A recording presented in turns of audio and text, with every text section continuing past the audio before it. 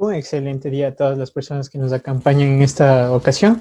Les damos la bienvenida a la 7ª conferencia de orientación organizada por la Asociación de Matemáticas de Ingeniería Matemática y el Club de Matemática de la Escuela Politécnica Nacional. Les recordamos que el motivo de estos conversatorios es para ayudar justamente a los estudiantes de estas carreras, matemática, ingeniería matemática o matemática aplicada, para que puedan conocer qué oportunidades tienen en el ámbito laboral, en hacer investigaciones, en hacer proyectos, tanto en el país como en el exterior. Y si es posible, ayudarles con un poco de orientación en estos aspectos. En la jornada de hoy nos acompañan Máster Pedro Fernández, Máster Randy Llerena y Máster Paulo Villus. Se les recuerda a las personas que nos acompañan por Zoom o por el en vivo en Facebook que pueden dejar sus preguntas tanto en el chat como en los comentarios respectivamente, y agradecemos su participación. Comencemos. Para iniciar, tenemos al Máster Pedro Fernández. Es graduado en Ingeniería Matemática en la Universidad Central del Ecuador en el 2016. Hizo su primer año de maestría en Matemáticas e Interacciones en la Universidad de Évry-Val-de-Sons, en Francia. Su segundo año de maestría la hizo en Análisis, Modelización y Simulación en la Universidad de Paris-Saclay, en Francia, y actualmente es estudiante de doctorado. Estudia la existencia de soluciones de energía infinita para las ecuaciones de Navier-Stokes, bajo la supervisión, y perdón si pronuncio mal el nombre, Pierre-Gilles Lamarie-Rieuset. Sus áreas de interés e investigación son las DDPs, análisis funcional y mecánica de fluidos. ¿Cómo estás, Pedro? Adelante. Hola, muchas gracias por la introducción y gracias por la invitación y por el trabajo de la asociación y de todos los que están allí inmersos de matemáticas de la Politécnica. Bueno, a mí me dejaron algunas preguntas preestablecidas para que piensan que pueden ser útiles para quienes están viendo esto. Así que voy a ir una por una diciéndoles lo que pienso al respecto, o si a veces no puedo dar una pregunta, les aviso. Y no estoy siguiendo por Facebook los comentarios, entonces si Esteban me puede decir alguna pregunta además que haya en el camino, me dice, por favor. Ya. Entonces, sí, a ver, la primera pregunta dice, ¿cuáles son los mayores retos para crear matemática? Y si un estudiante quiere involucrarse en grupos de investigación, ¿cuál es el camino que debería seguir? Entonces, bueno, retos para crear matemáticas, yo creo que hay muchos factores, pero creo que ninguno es totalmente fatal. Creo que se puede hacer a pesar de las dificultades económicas, o si no, a veces de cultura también, o porque muchos lo hacen finalmente por gusto más que por algún objetivo, no sé, económico o algo así. Creo que por gusto se queda la mayoría y se vence estos aspectos del dinero o de la cultura, y no sé, que me vaya acordando en el camino. Y pienso que si un estudiante quiere involucrarse con un grupo de investigación, lo que debe hacer es primero buscar qué grupos hay en su alrededor, o saber qué le gusta y ver si hay grupos alrededor que hacen algo parecido.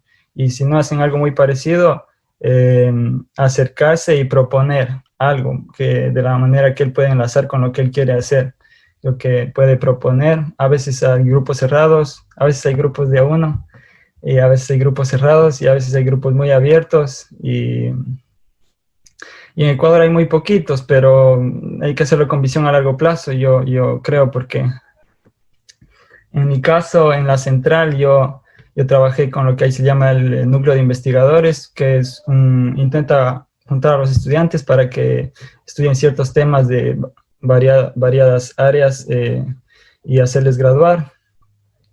con su trabajo de investigación, y entonces no tenía tanto para escoger a mi gusto, pero había muchos temas y intenté al final que hubiera algo que más me llame la atención y así poder graduarme y tener alguna perspectiva de continuar estudiando, de buscar algo más cercano a lo que me gustaba, que yo creo que lo que me gusta hasta ahora y no he hecho es geometría diferencial y intentado irme acercando, casi en el doctorado casi me acerqué, pero no, igual pasó un problema y terminé en ecuaciones de Navier-Stokes y ya, por mí mismo he intentado meterme un poquito, pero como ven, no he hecho justo lo que he querido hasta ahora. Ya, una segunda pregunta es, ¿nos podría contar de manera general algunos de los tópicos que ha abarcado a lo largo de su vida investigativa? Ya, investigación creo que he hecho solo recientemente y con grande ayuda de mi tutor, que es un especialista que ya tiene muchos años de experiencia en Navier-Stokes. Entonces el tópico básicamente es Navier-Stokes y es en ecuaciones diferenciales hay 3 temas de existencia. No, hay más temas, hay existencia, unicidad, regularidad, hay cosas como, ¿cómo se llama? El comportamiento al infinito, no me acuerdo cómo se dice en una sola palabra, pero hay estudiar ese tipo de cualidades de soluciones y yo he estudiado existencia y un poquito empecé a entrar a unicidad y un poquito a regularidad, pero muy poquito, y en lo que yo estoy. Entonces, ya, y antes de eso, si me preguntan qué estudié, más o menos en la central, es como en la poli que dicen que hay bastantes materias de análisis, no necesariamente todas son bien ocupadas, de hecho creo que en la central no están muy cerca de ser óptimas, pero bueno, pero pienso que es bastante bueno porque puede salir y me ha servido mucho, pero creo que se puede mejorar ya conociendo lo que hay en el extranjero muchísimo. Dice, ¿crees que es fácil encontrar trabajo relacionado con tus estudios en Ecuador? Yo diría que depende de qué tan exigente sea al buscar mi trabajo, porque yo creo que si regreso sí encontraré un trabajo como profesor y tal vez como investigador, pero no estoy seguro dónde haya libertades, porque, por ejemplo, en la UDLA creo que están contratando a algunos investigadores dándoles bastante tiempo recientemente creo, para que hagan lo que les gusta y que entreguen resultados, digamos, con tiempo razonable. O si no hay... Bueno, eso es reciente de que hay en ciertas universidades, pero antes había casi que en la Poli, un poco en la San Francisco, en la Central. Y se puede encontrar puestos de profesor con mucha carga horaria y no se puede hacer muy bien investigación. Entonces, si yo me dijera exigente que quiero llegar y solo escribir y tal vez tener un alumno que me encarguen para cumplir una tarifa pequeña justa de horas para aportar con los estudiantes, y soy exigente en ese lado, creo que diría no, pero yo pienso que sí hay trabajo. Sí hay trabajo en mi forma de ver. Así que, ¿considera usted que un estudiante debe tener en cuenta para elegir un camino en el cual desea desarrollarse? ¿En qué momento yo decidí enfocarme?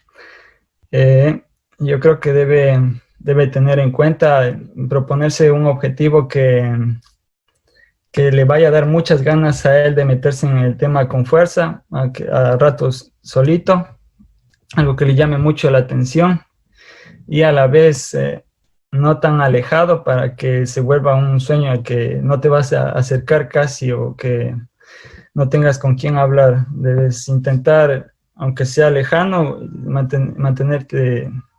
intentar que puedas discutir al menos con un profesor, yo creo, en la Politécnica, estás en la Poli o algo así. Creo que te serviría tomar una decisión en medio, ni muy lejana, ni tampoco algo fácil, porque rápido te vas a aburrir o vas a creer que pudiste escoger algo más que te rete más. ¿Por qué elegiste hacer un posgrado? Bueno, desde que yo estaba en la universidad, se sabía que si uno sale de pregrado a trabajar, va a recibir un salario tal vez normal, pero digamos que no te van a considerar como el apto para ir ascendiendo, sea en una empresa o en la universidad, pero sería muy difícil que seas un profesional, como decir, que te tomen en cuenta para dirigir, por ejemplo, proyectos. Sí. ¿Por qué escogió seguir sus estudios en otro país? En Ecuador casi no hay mucho de matemáticas y sí, aunque uno sabe que han salido muy buenos profesionales del Ecuador, pues es porque han salido y han vuelto. Tal vez unos pocos ahora que hay más matemáticas pueden desarrollarse más en Ecuador mismo, pero es muy poquito. Entonces, como hay muchas ofertas en el extranjero y había la oportunidad, yo salí. ¿Qué opina de la matemática en el Ecuador? Sus avances, retrocesos, perspectivas a futuro, avanzado o estancado. Yo pienso que tal vez el camino ha sido un poco con muchos altibajos, pero en general que va creciendo y el camino, y pienso que va mejor, aunque hay muchos problemas. La situación actual es crisis para todo, pero digamos que creo que si más o menos se estabiliza, matemáticas ha ido mejorando y claro, sí mucho, porque yo escucho a los profesores que tuvieron mis profesores y en realidad que aprendieron de tener muy poquitas herramientas. Y ahora nosotros ya tenemos muchos profesores guías, mucha información y ya hay más alumnos y, por ejemplo, ya hay este intercambio Central, Politécnica, San Francisco, Yachay, ya hay más la gente va más por este lado de estudiar matemáticas, les parece más útil y que se puede abrir oportunidades. Ya, dice, ¿qué tan exigente es el nivel de estudio de matemáticas en este país a diferencia de Chile? Entonces la pregunta va a poner a diferencia de Francia, porque no conozco a Chile. Entonces, yo pienso que el pregrado es muy diferente. Primero, allá son 5 años en Ecuador y acá son 3 años en una universidad. Y en una escuela de ingenieros sería 5 años. Es diferente, hacen 2 años de preparatoria y luego 3 años. Y los últimos años de ellos es como el máster 2 aquí. Entonces, que es difícil relacionar, pero en sí, cuando acaban su 5.º año, acá es mucho más exigente que allá. Y en cambio el pregrado de allá es más exigente que la universidad de acá, porque acá son 3 años. Entonces si quieren compararse con un ingeniero de acá ya formado para hacer matemáticas, pienso que el ingeniero de acá le han maltratado más. Tal vez sí, maltratado en el buen sentido, digamos, que aquí trabajan mucho. Pero es imposible comparar, no puedo decir que uno es mejor que el otro. Yo creo que los ecuatorianos somos súper capaces y que, por ejemplo, acá no siempre, pero en general los estudiantes tienen más oportunidades de salir al extranjero, interactuar, estar no sé si decir competencia, pero sintiendo que los otros también están al lado estudiando y ves cómo ellos aprenden y además de ellos, pues, hacerles preguntas a tus compañeros y todos están poniéndole ganas y traen extranjeros para que haya un grupo, digamos, uniforme en cuanto a lo que ya han aprendido. Este grupo es más o menos uniforme y así entre que todos quieren aprender, se vuelve un muy buen nivel. Y en Ecuador no se siente tanto eso. En la Politécnica debe haber más porque hay mucha más tradición, pero en la Central, en mi época, no había eso, no había grupos uniformes. Y de hecho, a mí me tocaba, como decir, en mi época, justo adelante de mí había muchos salones donde había estudiantes, 1 o 2 estudiantes que llegaban y habían 2 o 3 que repetían o que no cogieron el otro semestre. Entonces siempre fueron grupos que se juntaron más bien conmigo y no sentí que hubiera sido uniforme. Éramos 3, creo que más o menos cogimos casi los mismos cursos hasta arriba, entonces como que fuimos aprendiendo juntos. Ya. ¿Tiene alguna anécdota en algún concurso? No he concursado, no recuerdo algún concurso de matemáticas. Sí, al momento de realizar sus estudios en el extranjero, ¿consiguió una beca? Sí, la beca que han conseguido buena parte de los últimos matemáticos que han salido a Francia, que es la que da la Fundación Matemática Hadamard, que es una de las fundaciones que apoya becas para los estudiantes de máster de esta región de Île-de-France, cerca de París.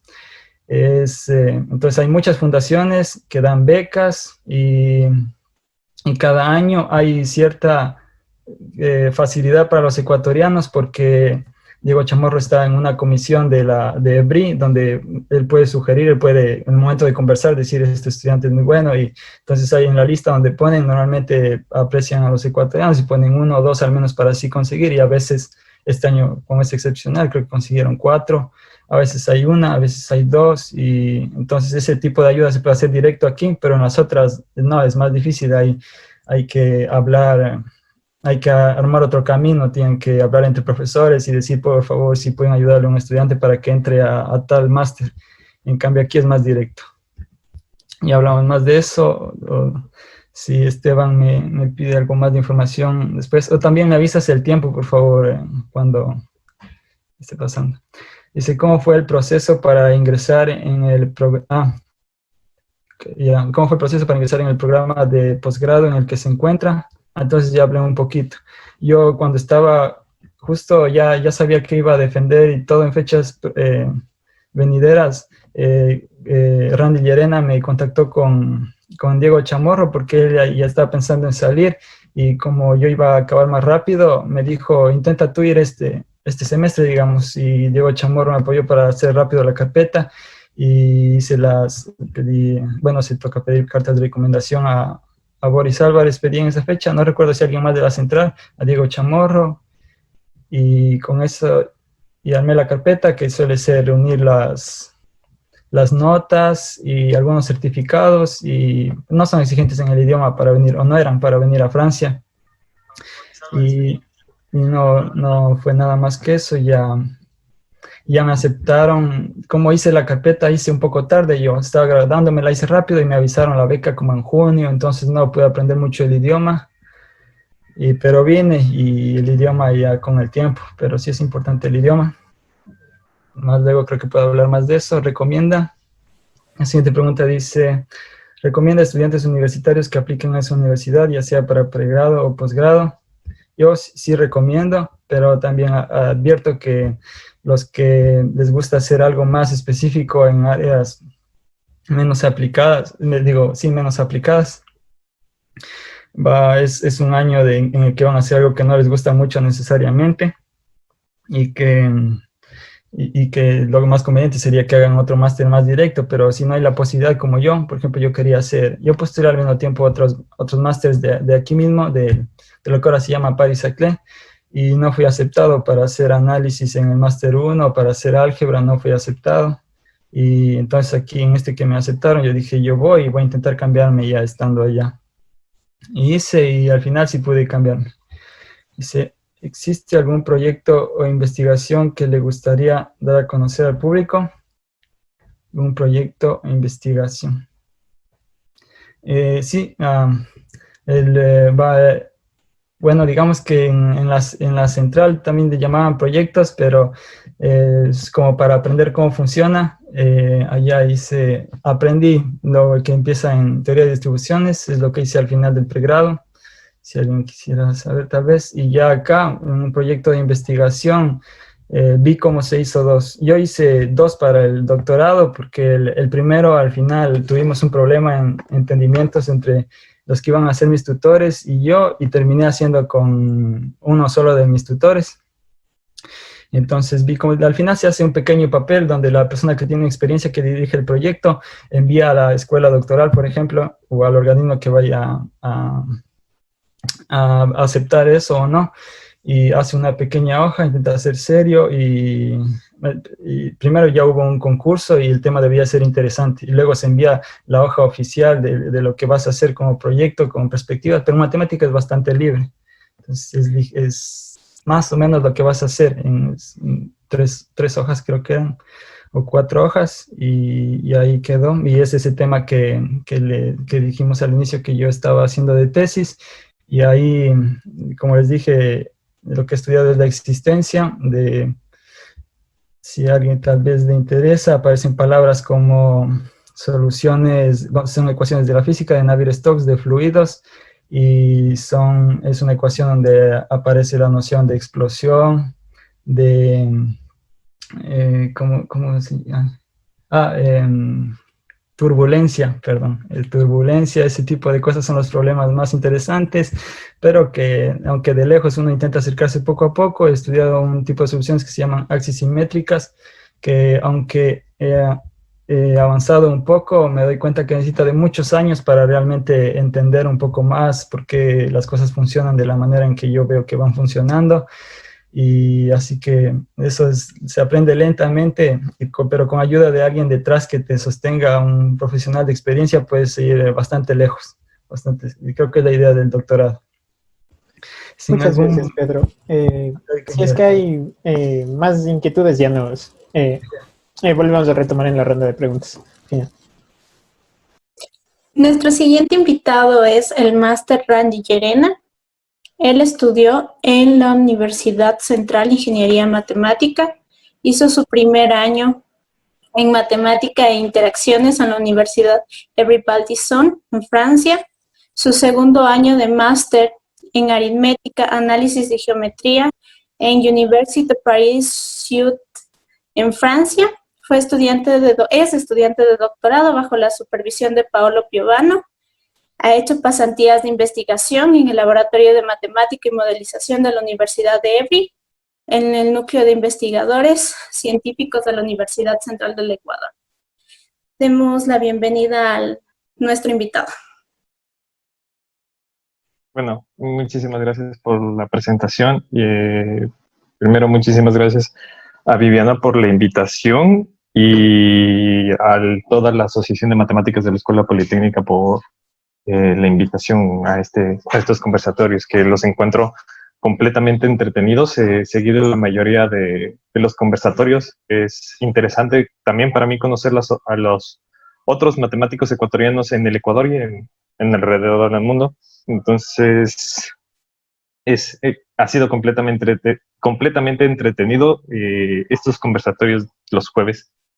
Entonces, muchísimas gracias por organizar. Bueno, ustedes también me enviaron, estaba viendo que son las mismas preguntas que han enviado a Pedrito. Entonces, primero, ya saben que soy ingeniero matemático de la Universidad Central del Ecuador. Trabajé cuando estaba en la universidad en el núcleo de investigadores, cuáles los directores del núcleo de investigación en la central es el doctor Boris Álvarez y el doctor Petronio Álvarez. Con ellos trabajé en temas relacionados un poco, fue un inicio al mundo de las EDPs, además porque se trabajó en teoría de distribuciones con ellos. Había sido un tema muy bonito de caracterizaciones de espacios L2. Y cuando fui a Francia, el primer año hice el máster 1 de matemáticas e interacciones y trabajé en unas pasantías obligatorias al final del primer año bajo la supervisión de Diego Chamorro, en el que trabajé sobre espacios de Sobolev homogéneos. O sea, me dediqué desde el pregrado a hacer análisis. Igual en el primer año de M1 me dediqué también a hacer análisis un poco enfocado hacia hacer EDPs. En el segundo año ya cambió completamente porque tuve una gran gama de cursos de los que había tomado y a los que me había interesado. Y en ese momento a mí me interesó mucho más cursos de teoría geométrica de la medida. Entonces me dediqué y me lancé a intentar buscar unas pasantías sobre ese tema, y en el segundo año trabajé sobre regularización de minimizers o del funcional de Montfort-Schaaf, que es una conjetura muy, muy bonita. No tan famosa como para dar $1.000.000, pero también es una conjetura muy bonita. Y aprendí muchas técnicas con respecto a este tipo de conjeturas, a este tipo de teorías de cálculos de variaciones, de teoría geométrica de la medida. Y ahorita en el momento me encuentro trabajando sobre regularidad de modelos anisotrópicos, que es un poco parecido funcional de Montforchat, solo que es sumado un término de plasticidad y también desde el punto de vista un poco de regularidad, de minimizaciones de conjuntos, y en la otra parte estoy trabajando porque tengo dos profesores guía, uno es Paolo Piovano y el otro es Jean-François Babayan en la Université de Paris-Sud, y con él es un poco sobre modelos de Friedrich, que son modelos hiperbólicos, que se trabaja un poco con una técnica italiana muy bonita que se llama movimientos minimizantes, que es solo es intentar hacer el método de Galerkin para encontrar soluciones débiles. Entonces es muy entretenido. Entonces con eso voy a intentar responder un poco cómo me parece más interesante en orden de responder las preguntas que me han enviado. Tal vez me salte algunas. Entonces eso no creo que haya ningún problema. Entonces la primera pregunta, que es muy interesante, es ¿qué me motivó a estudiar matemática? Y la respuesta hasta ahora no la sé. Lo que sí les puedo decir es que cuando estuve en el colegio me gustaban mucho las matemáticas, pero no era lo que más me gustaba. No era mi materia favorita, pero no era malo. Nunca hice supletorios en matemáticas, no, era un estudiante bueno. Y había intentado otras cosas antes de entrar a la universidad, no había intentado entrar a la universidad. Mi papá quería que entre a la universidad, entré a una carrera de matemáticas, y no sabía ni siquiera que había matemáticas en la Escuela Politécnica Nacional. Solo supe de que había ingeniería matemática en la Universidad Central porque salió una promoción en el comercio, vi una carrera que aceptaba 5 estudiantes, 15 a propedéutico, y me pareció chistoso y dije, ¿por qué no? Y en ese por qué no, ahora me encuentro en Viena. Entonces, en todo mi vida profesional empezó, ¿por qué no? Y luego realmente me motivó a estudiar matemáticas porque vi la definición de supremo y no entendí. Y fue la primera vez que realmente no entendí algo. Entonces, al momento de que empecé a no entender las cosas, me llevó a estudiar. Y realmente la matemática genera una satisfacción personal al momento de decir, entendí algo. Y esa satisfacción personal, solo las personas que estudian matemática logran entenderlo. Entonces, es algo muy personal que tenemos todos los matemáticos. Tal vez es un alter ego, pero es hermoso estudiar matemáticas, así, ¿por qué no? La siguiente pregunta que me pareció interesante de todo esto, entonces, yo repetí el mismo proceso de buscar maestría y buscar una beca, como lo hizo Pedro. Solo quiero aclarar que aquí en Francia las universidades son públicas. Lo único que uno debe tener es la aceptación y puede estudiar en una universidad francesa. Lo que es difícil obtener es la beca de estudiar maestría.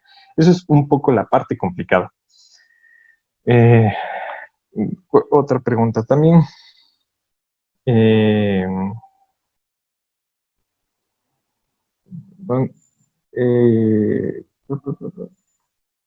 La primera. Los retos que dice la pregunta, ¿cuáles son los retos para crear matemática? Es muy, todavía no lo sé, porque todavía yo estoy intentando crear matemática. Realmente la matemática, solo conozco de una persona que se iba a soñaba con que una diosa le contaba cómo resolver ciertas sumatorias para encontrar números primos, y lo hacía, que es Ramanujan. De ahí, a mí no me funciona el cogerme, soñar y desarrollar matemáticas. A mí me toca leer, estudiar bastante, entender mucho una técnica para luego poder desarrollar esa técnica. Entonces, hay un reto súper fuerte que la matemática nos obliga a sentarnos, o sea, sentar y trabajar bastante fuerte. Entonces, ya depende de cómo sea cada uno al hacer matemáticas. A mí me funciona mucho estar sentado intentando repetir o intentar demostrar muchos teoremas sin intentar ver el libro. Entonces, a veces me sirve caminar, tomar un café, y hacer matemáticas. Entonces, la otra pregunta también interesante es ¿por qué elegí hacer un posgrado? Y la respuesta es un poco tonta, porque no.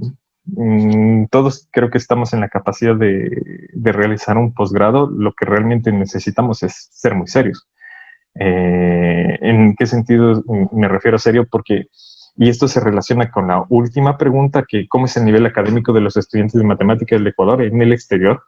Y en el exterior existe mucha seriedad de los estudiantes con respecto a las clases.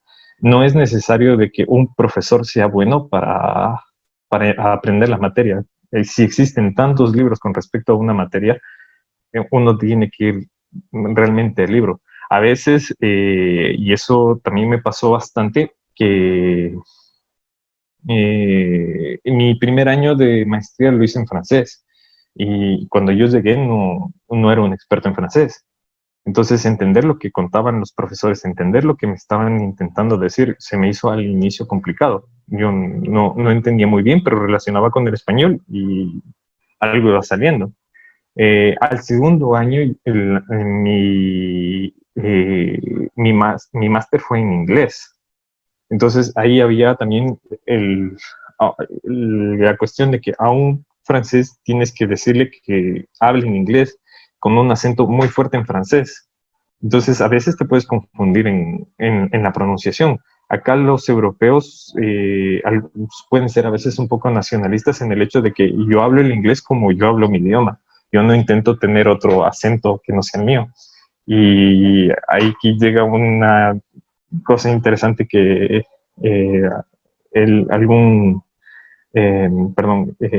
otra pregunta una anécdota interesante particular que recuerde. Yo recuerdo de que ya iba estudiando ciertas cosas de la medida de Hausdorff y tengo un profesor que no se le entendió cómo dijo Hausdorff y quedas mal porque te pregunta, ¿quieres hablar de la medida de Hausdorff? Y yo quiero trabajar en mi tesis de la medida de Hausdorff sin entender qué él me está diciendo Hausdorff. Entonces, es un choque con respecto al nivel lingüístico, pero entonces, lo que sí he visto que mucho en el exterior, los estudiantes son los que le ponen el nivel al curso. Vuelta, los profesores son los que le ponen nivel a la universidad. Entonces tienes estudiantes extremadamente competitivos. He conocido estudiantes en el segundo año de maestría conoces a muchos estudiantes que vienen de grandes escuelas francesas y además de eso existe una conexión aquí en Europa que vienen estudiantes de las grandes escuelas francesas, las grandes escuelas italianas. Vienen muchos estudiantes chinos a intentar triunfar en el segundo año. Entonces es una competencia muy fuerte. Y así sea malo el profesor, el estudiante es el que hace sacar 20. O sea, no puedes entender la materia, pero la estudias. Y te toca estudiar porque te toca rendir un examen. Entonces, lo que recuerdo cuando era un poco estudiante en el Ecuador, es que si había algo fácil, prefería que esté fácil para dedicarme a las materias que son difíciles. Y yo creo que esa es una mentalidad que hay que cambiar como parte de idiosincrasia ecuatoriana que hay que cambiar bastante, que el curso lo hace el estudiante, el profesor da las guías cómo llevar el curso. Y otra pregunta que también es interesante, dice si en algún momento he perdido el interés o la motivación por estudiar matemáticas. Y claro, porque es fácil perder la motivación cuando las cosas no te salen. Estás, luchas, llegas con tu prueba a un paso de algún teorema y te dicen, está mal. Entonces quedas, no, ¿dónde está mal? No entiendo primero por qué está mal, ni siquiera sé en qué parte está mal y empiezas a perder completamente la motivación. Pero ¿por qué ganas de nuevo la motivación? La motivación es ¿por qué estás estudiando matemáticas? Porque realmente que salga algo es... no sé si alguno de ustedes ya ha logrado entender algo que se ve completamente oscuro en un principio y genera una excitación mental demasiado simpática y eso motiva a seguir estudiando matemáticas. Entonces, y la otra pregunta también es, ¿por qué seguí mis estudios en otro país?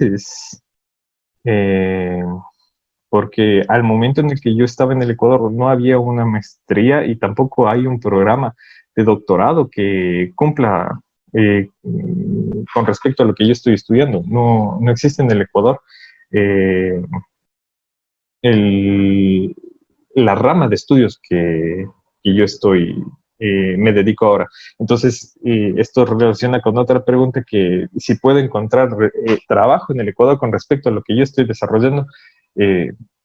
Sí, porque a las universidades yo creo que en el Ecuador les va a interesar llenar su planta docente con PhDs en matemática.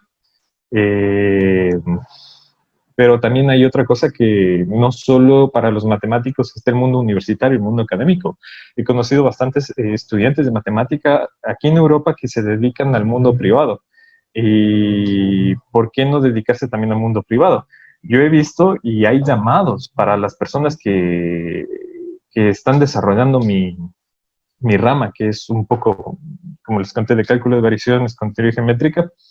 He visto que las ópticas buscan matemáticos PhDs en estas ramas y también un poco especialistas en geometría diferencial para este tipo de trabajos que es industria privada, no necesariamente investigación. Ahora, esa es la parte en la que yo no he trabajado en el Ecuador en industria privada para saber que también hay ese tipo de trabajos, pero por lo menos sé que aquí en Europa los hay. Entonces sé más o menos en lo que nos podemos dedicar. Pero para eso se necesita que el mundo privado del Ecuador se dé cuenta que realmente para desarrollar algo necesita regresar a la Universidad Ecuatoriana y decir, tengo este problema, hay académicos suficientemente preparados para poder resolverlos y que a los estudiantes les ayuden a poder resolverlos. Entonces, eso es más o menos un poco como caminan las cosas acá, que un profesor gana un proyecto, el proyecto a veces es financiado por una empresa privada, a veces es una asociación europea muy grande que no recuerdo el nombre, quién financian con 4 o 5 millones, el profesor debe resolver algún proyecto, intentar acercarse a desarrollar ese proyecto, lo que les interesa más es publicar artículos que sean relacionados con respecto a ello, y luego alguien podrá, no sé, sacar algún modelo numérico para poder aproximar a la realidad y aplicar aquello que uno está desarrollando. Y más o menos así fue como, creo que es un poco de la historia de Wavelets, que Pedro tal vez sepa un poco más, porque el profesor de él estuvo inmerso al inicio del desarrollo de Wavelets con Yves Meyer. Entonces, es así como funcionan las matemáticas. Y no sé, tal vez tenga algunas otras preguntas más que resolver, pero creo que ya estoy con el tiempo suficiente para que siga Paul. Entonces, Muchas gracias. Nuestro siguiente invitado es el máster Paulo Villús. Él hizo sus estudios en la Escuela Politécnica Nacional, obteniendo el título de Ingeniería Matemática. Hizo su maestría en Matemáticas Aplicadas con mención en Análisis, Modelización y Simulación en la Universidad de Paris-Saclay. En el 2020 es estudiante de doctorado en la Universidad Católica de Lovaina. Hizo investigación en el Centro de Modelización Matemática MODEMAT. Fue profesora asistente en la Universidad Católica de Lovaina. Es profesora asistente. Sus áreas de investigación son ecuaciones diferenciales parciales, cálculo de variaciones y modelo de King's-Landau en superconductividad. Bueno, gracias por la introducción y felicitarles primeramente por la iniciativa. Me parece un punto muy importante dar a conocer la realidad que viven ya los estudiantes que han pasado por las aulas de la Central, de la Politécnica, ¿qué se hace luego? Porque justamente esa es una de las interrogantes más grandes que tenemos como estudiantes de ingeniería matemática o matemática. ¿Qué hacemos luego de graduarnos del pregrado? Si bien es cierto, en las carreras se ve un amplio abanico de materias, se tiene una idea de lo que uno podría hacer, no se sabe a ciencia cierta qué se puede hacer luego de eso. Es decir, las especializaciones o a dónde se puede ir a especializar uno ya como profesional. Entonces, me parece una iniciativa muy, muy buena. Bueno, con respecto a la ronda de preguntas, ya mis compañeros respondieron la gran mayoría, así que voy a hacer lo mismo. Voy a tratar de responder las preguntas que me parecieron más interesantes. Bueno, primero creo que voy a dar un poco de historia de cómo yo terminé siendo profesor asistente de la Universidad Católica de Lovaina. Yo me gradué en el colegio como bachiller especializado en ciencias químico-biológicas, porque mi idea inicial era estudiar química pura. Lamentablemente, esa profesión no había en el Ecuador, entonces la única profesión que se acercaba más era ingeniería química en la Politécnica. Entonces entré a la Politécnica con esa idea. En el propedéutico tuve un profesor que en realidad me facilitó un poco la vida para aprender matemáticas, me gustó la verdad, y decidí cambiar mi pensamiento y decidí estudiar matemáticas. Entonces en la Politécnica había la carrera de ingeniería matemática y matemática pura, no sé si siga así mismo. Y bueno, para elegir esto consulté a familiares, amigos, conocidos, personas cercanas, qué hacía un ingeniero matemático o qué hacía un matemático para tomar mi decisión. Entonces, las respuestas que saqué a lo largo de esta consulta fueron que un ingeniero matemático tiene una amplia gama de trabajo luego que sale graduado, ya que tiene varios conocimientos de estadística, probabilidad, econometría, cosas que ayudan justamente al campo de acción que vive el Ecuador. Entonces, ese fue por un lado lo que conseguí como ingeniero matemático de ideas, y como matemático lo único que me supieron decir era, bueno, un matemático es profesor, puede hacer investigación, pero no se da una idea general de lo que puede hacer un matemático en realidad. Entonces me decidí al inicio ir por la carrera de ingeniería matemática. Al quinto o sexto semestre sentía que en realidad pasaba las materias por obligación, porque en realidad necesitaba ya graduarme, no porque sintiera en realidad un gusto por lo que estudiaba. Entonces, justo en ese momento, el profesor Miguel Yangari me ofreció la oportunidad de trabajar en un proyecto de investigación junto con el MODEMAT, relacionado al procesamiento de imágenes satelitales.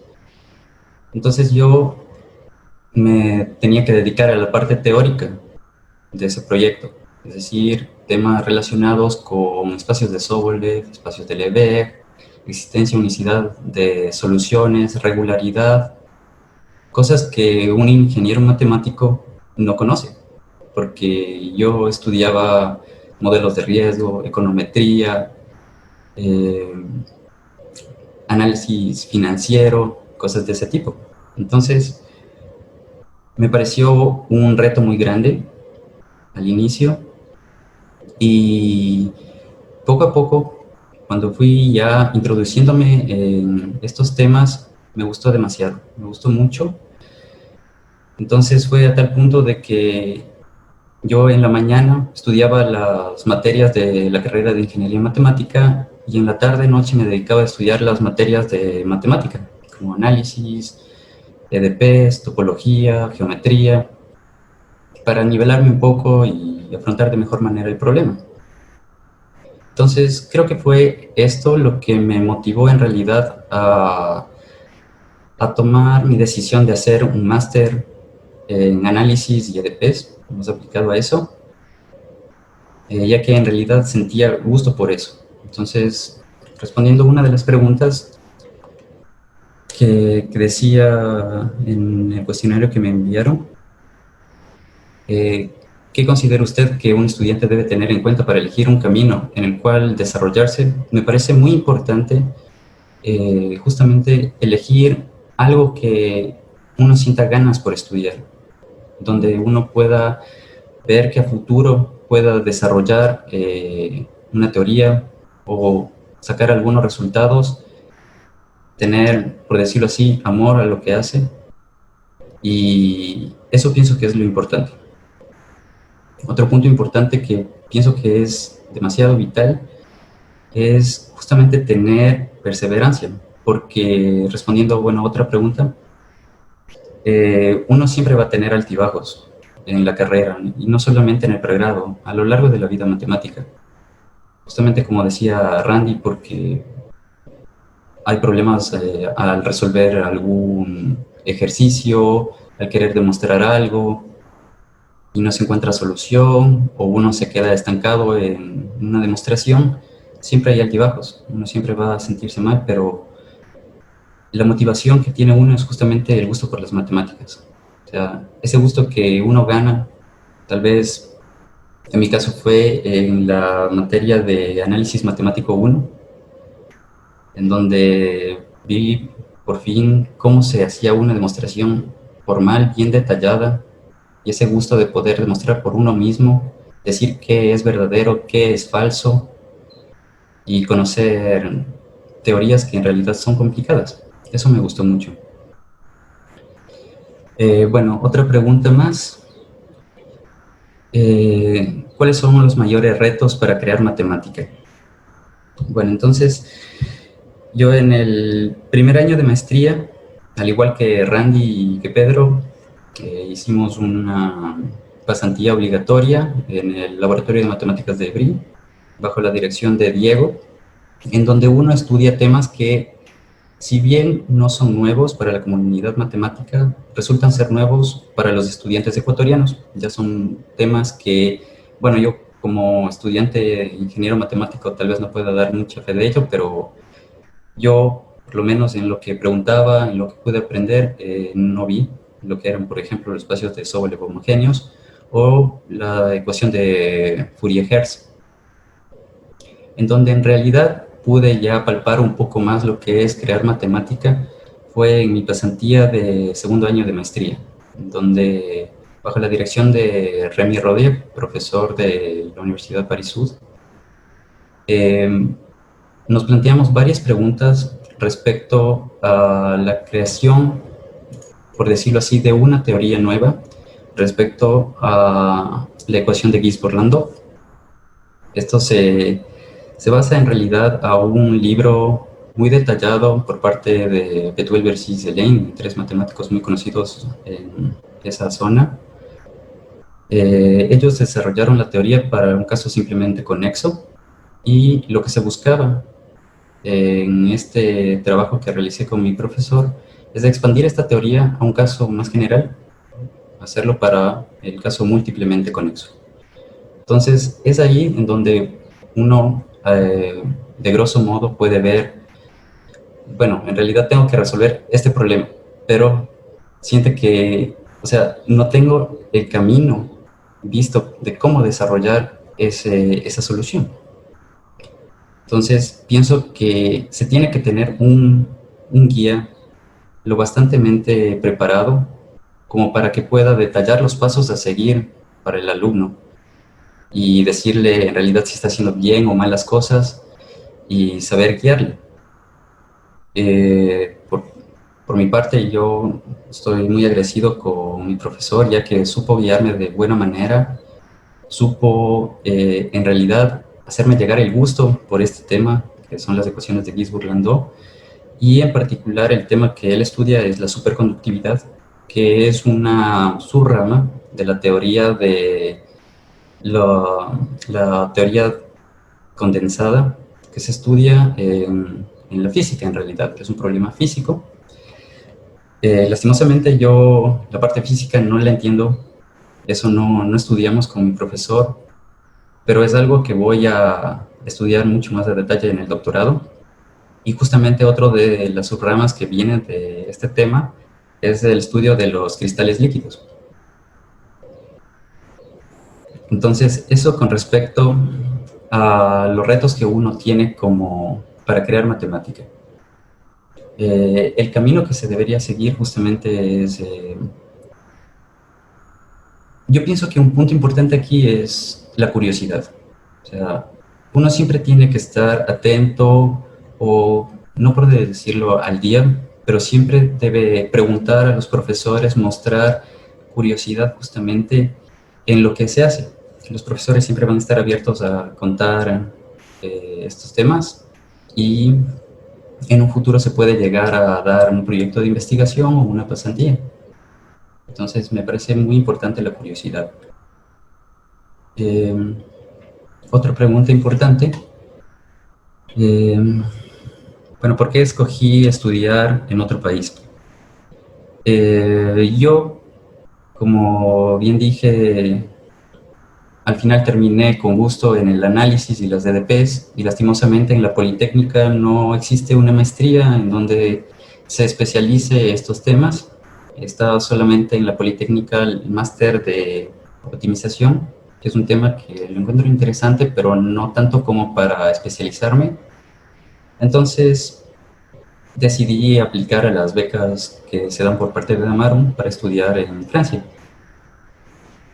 A lo largo de mi vida en el máster, en el primer año y en el segundo, si bien es cierto que un estudiante tal vez de la Politécnica y de la Central pueden ingresar directamente al segundo año de maestría, yo pienso que esto no es recomendable, ya que el choque académico, cultural y personal son muy fuertes. Entonces, yo pienso que es necesario realizar este primer año de maestría, que en realidad son temas que uno ha visto en el pregrado, pero obviamente con más detalle y un poco más de profundidad, en donde en realidad se ven cosas nuevas y desde mi punto de vista mucho más interesantes desde el segundo año de maestría, que resulta ser más bien una especialización, en donde conocí alumnos muy capaces. Entonces, eso va ligado con una de las preguntas que dice: ¿un matemático nace o se hace? Bueno, yo conozco los dos. Yo conocí estudiantes que en realidad se nota que han nacido para hacer matemáticas, personas muy brillantes que captan, entienden muy rápido las ideas, no se les hace para nada difícil. En realidad resulta un reto muy pequeño tal vez para ellos. Fueron compañeros míos en el segundo año de maestría. Pero yo soy más partidario, yo apoyo más el otro punto, hacerse matemático. Y eso justamente fue lo que yo me hice. Entonces, es un camino muy fuerte, toca estudiar mucho.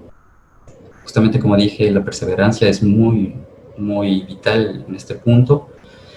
Y considera que hay gente con cierto talento para las matemáticas. Obviamente, yo pienso que el talento está justamente inmerso en cada uno.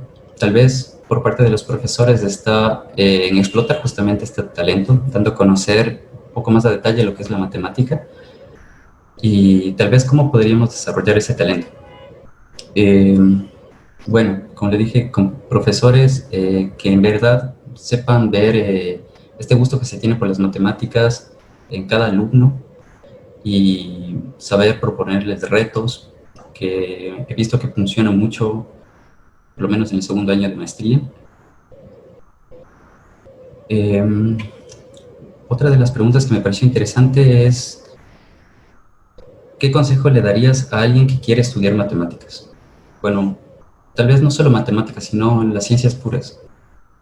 Es una vida complicada a lo largo de todo el estudio, pero es muy fructífera y yo siento que es muy enriquecedora, tanto académicamente como personal, porque uno se siente bien haciendo matemáticas.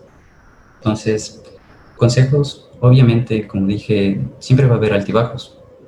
Uno tiene que saber apoyarse, no solamente en uno mismo, sino también en la familia, los amigos, los seres queridos que le rodean. Eso ayuda muchísimo. Y no dejarse vencer por la decepción. Yo pienso que el mundo de las matemáticas es lo suficientemente bonito como para darse por vencido. Y eso.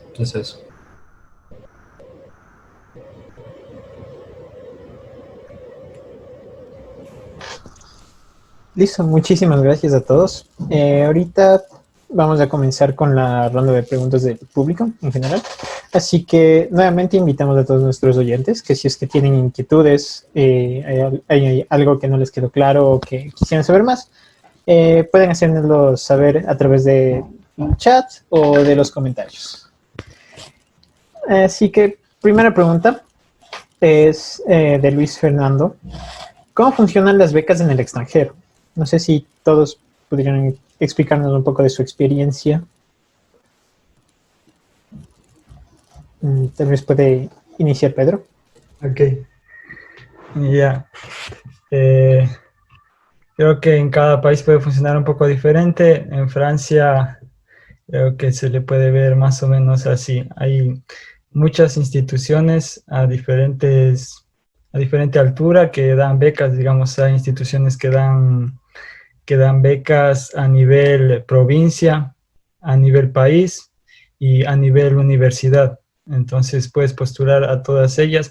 Creo que hay incluso una plataforma nacional donde te inscribes y postulas automáticamente a ciertas becas, pero los ecuatorianos, digamos que hay muchas cosas por descubrir, que como ya sabemos cómo se armó un camino, todos vamos así, boom, boom, boom, boom, pero en realidad alguien ha de descubrir otra, alguien ha de descubrir otra.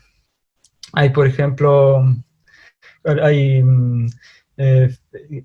Carlos Cortés, que vino directo al M2 desde él estudiaba ¿dónde era? En una súper buena universidad. Cambridge. No me acuerdo. MIT. Ok. Ya él fue directo al M2 de allá, entonces él, como, digamos, yo creo que no tuvo dificultades para ser aceptado y ganar la beca. Él hizo un buen papel y se regresó a hacer su doctorado en Estados Unidos. Pero para los ecuatorianos a veces lo difícil es que como somos un país que todavía no pesa mucho, hay buenos profesionales, pero digamos que hemos salido a poquitos lugares. Hay un poquito en Brasil, un poco en Francia, pues somos una comunidad pequeña, entonces no son muy conocidos, pero ya de que bueno, hay que ser aceptados y postular para becas, y en las becas lo que pesa mucho son las cartas de recomendación y sí, y las notas, pero en general nuestras notas son buenas porque calificamos del sistema de forma diferente. En Francia se pasa con 10 sobre 20, se pasa la materia, incluso pasas con 7, compensando algunas materias con 7 y sobre 20. Y en Ecuador se pasa con 14. Entonces, ya tu promedio, cuando vean tu promedio, va a parecer que es un estudiante de los muy buenos de Francia, y en realidad en Ecuador 14 es porque ya pues te fue medio mal. Y entonces ya tenemos esa dificultad de que no tenemos cómo pedir donde quiera cartas de recomendación, pero sí a veces vienen personas del extranjero a dar conferencias en Ecuador, o a veces hay cursos que se abren mientras estás en el pregrado, pues puedes conocer a alguien y mostrarle que eres suficientemente trabajador, hábil, perseverante para que te dé una carta de recomendación. Ajá. Por ejemplo, Amarum y también en la central, sí he visto que procuran que vengan buenos profesionales a ver a los estudiantes en Ecuador, y a veces hay muy poquitos para el esfuerzo que se hace en traer un buen profesional al Ecuador. Esta última vez estaba Haspot, creo que es un gran profesional de DPS aquí en Francia, que le llevaron había poquita gente en ese día que fui de la semana, y yo fui todos los días, pero los estudiantes son los que más deberían ir a aprovechar ese tipo de contactos, preguntarle, decir, ¿qué hace usted? Yo quisiera estudiar, puede darme un libro, luego tal vez enviar una pregunta por internet, así mostrarle que tiene la voluntad de ir lejos y ganarse una carta de recomendación. Y ya en Francia es así, de ahí postulas, en realidad averigua, siempre que descubras un lugar donde vas a donde quieres postular, ellos van a tener sus indicaciones en fila de qué es lo que debes hacer, y es armar una gran carpeta donde a veces el idioma pesa mucho, a veces no, y las notas, la información básica, y puedes postular. No es imposible, tal vez necesita un poco de tiempo, pero ya, es...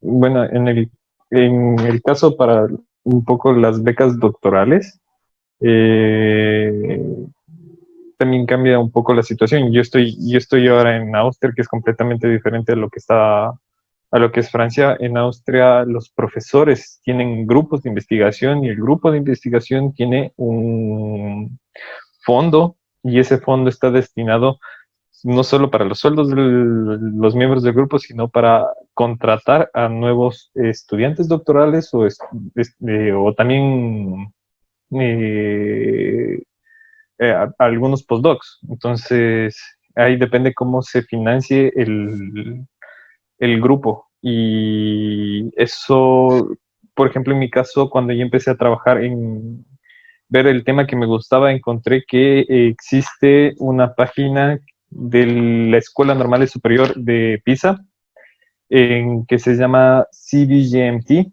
que es Cálculo de Variaciones y Teoría Geométrica de la Medida, donde salen posiciones para realizar tesis o postdocs en estos temas. Entonces yo me puse a buscar ahí, vi las que más me interesaban y postulé, mandé mi candidatura y a ver qué es lo que pasaba en el futuro.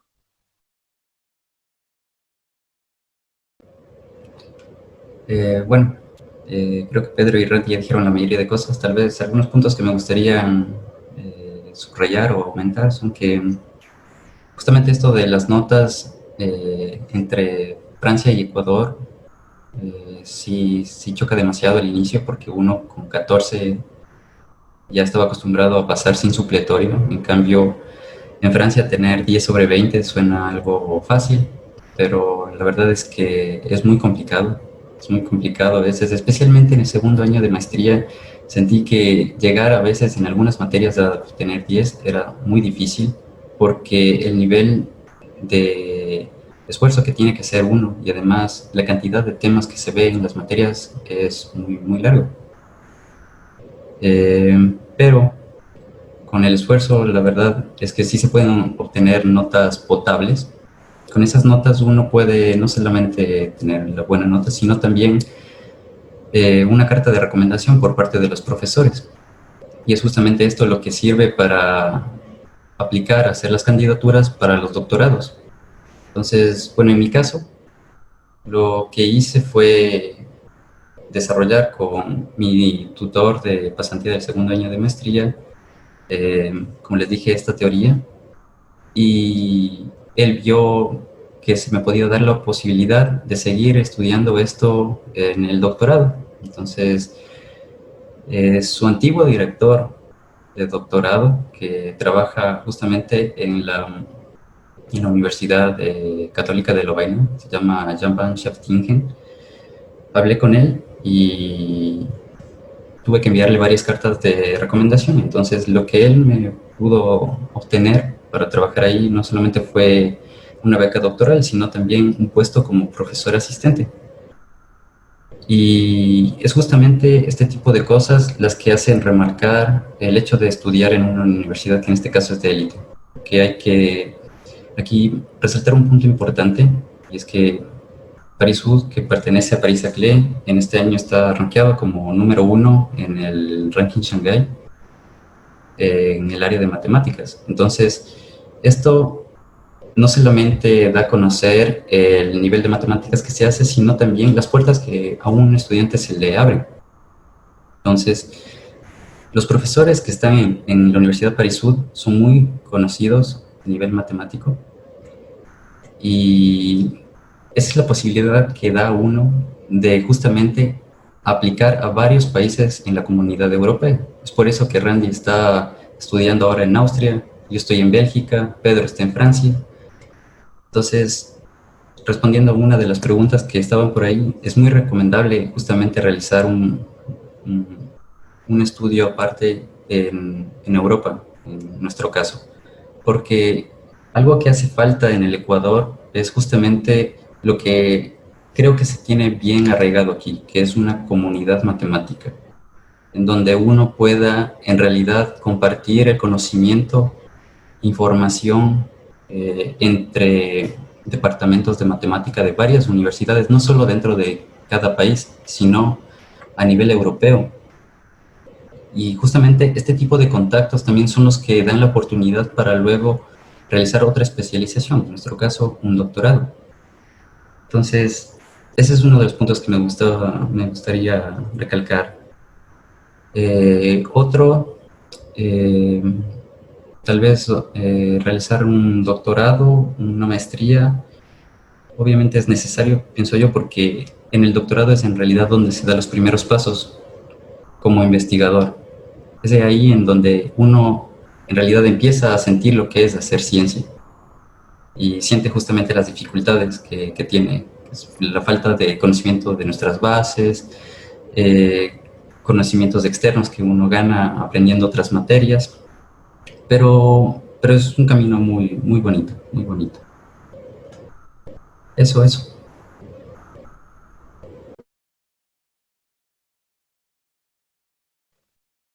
Bueno, tenemos otra pregunta de parte de Jorge Llerena.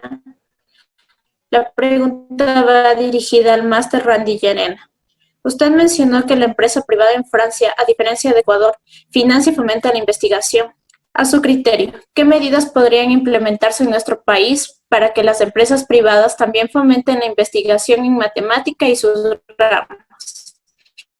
Que no solo quede esa tarea en manos de universidades y escuelas politécnicas.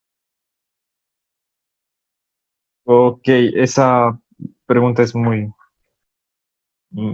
tiene un poco de política de por medio, no es tan fácil eh, responder. Primero, ¿cómo sabes? Solo hay que entrar a la página de la Universidad Paris-Saclay, ver cada una de las maestrías, y en cada una de las maestrías sale quién financia la maestría. Por ejemplo, la maestría de Matemáticas, Visión y Aprendizaje, MBA, es financiada por Airbus.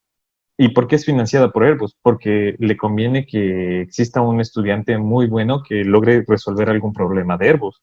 Entonces, primero que nada, acá, en general en Europa, las personas se dieron cuenta de que necesitan matemáticos para resolver problemas. O sea, eh, y eso se dieron cuenta hace mucho tiempo. Por ejemplo, con respecto a lo que les comentaba de una óptica buscaba un matemático, y es que se dieron cuenta de que ya solo ver cómo han ido cambiando los marcos de los lentes, a ver cuál es el lente más óptimo y dependiendo de la medida del lente para poner en ese marco. Entonces se dieron cuenta de ese tipo de cosas. Hay una materia muy simpática, dos materias muy, muy simpáticas, de hecho, dos ramas más o menos del análisis. Una es control optimal y la otra es transporte optimal.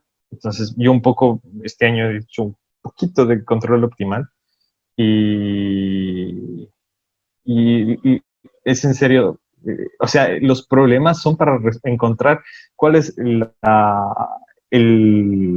la trayectoria óptima gastando menos para mover algo hacia otra parte. Y los ejemplos que están desarrollando con respecto a eso es cuál es la trayectoria óptima para poner el transbordador espacial. No es transbordador espacial, es el Apolo, ese tipo de cosas que no recuerdo cómo se llaman, en la Luna. Es como aterrizar uno de estos transbordadores en la Luna. Y eso no es que termina siendo una cosa tan fácil, sino hay mucha matemática de por medio. Entonces se dieron cuenta de que hay tanta matemática de por medio en un problema tan difícil que obviamente es fácil resolver otro tipo de problemas un poco más sencillos, ¿es cierto? Hablando, obviamente no son sencillos, pero mucha gente acá se dio cuenta de eso. Ahora, ¿qué también debe pasar en el Ecuador? Que existe una política de gobierno que permita hacer eso. Entonces, para el Ecuador a veces es mucho más fácil decir compro en vez de generar, y eso es lo que se debe dar cuenta también el gobierno, de que debo ir mejor buscar al gobierno. De hecho, cosas, creo, si no estoy equivocado, Alexander Grothendieck salió del IHS porque se dio cuenta de que el mismo gobierno, por parte de los militares, estaba financiando el IHS y eso no le gustó. Entonces, es complicado, pero ya es una cosa muy política. Creo que no respondí muy bien la pregunta, pero...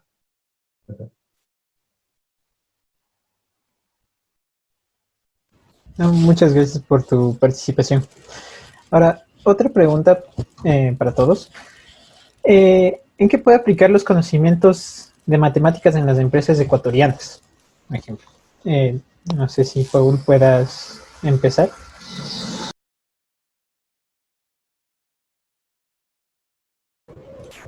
Claro. Es un poco complicado porque nuestros temas son, la verdad, muy especializados.